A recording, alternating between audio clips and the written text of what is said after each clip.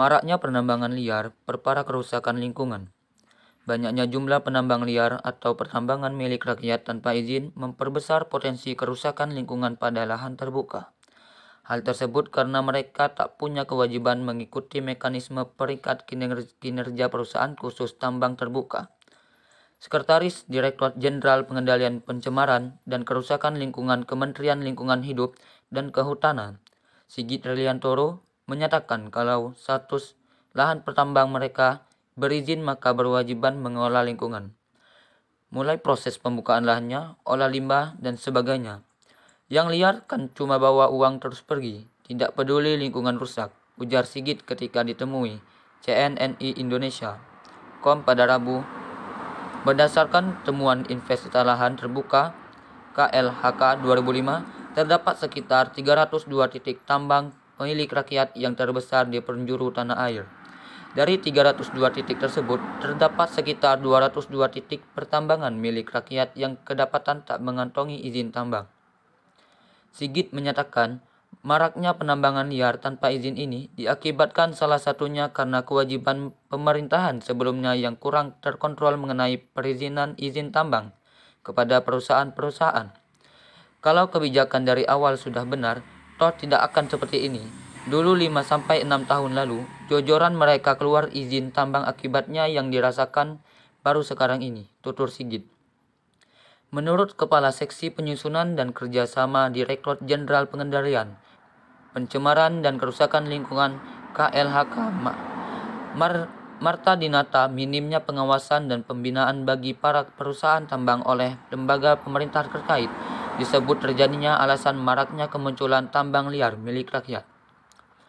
Pemerintah daerah selama ini dinilai belum maksimal dalam membina dan mendorong para perusahaan tambang liar. Ini untuk segera melegalkan aktivitas pertambangan mereka dalam bentuk pembuatan dokumen-dokumen perizinan.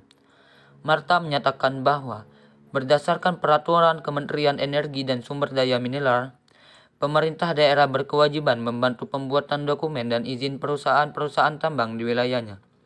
Selain itu, Pemdam juga berkewajiban untuk bersama-sama memantau perbaikan dan pemulihan lingkungan lahan tambang bersama perusahaan-perusahaan tersebut. Itulah kenapa sampai sekarang sedikit pertambangan milik rakyat yang memiliki izin.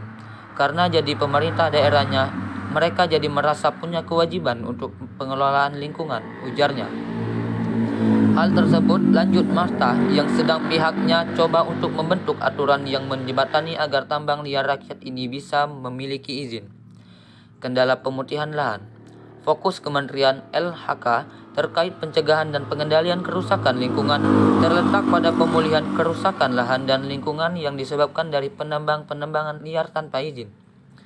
Sigit Reliantoro mengatakan, dalam hal ini, sebagai langkah awal KLHK berusaha menetapkan wilayah tambang milik rakyat tanpa izin yang masih aktif dan tidak aktif beroperasi.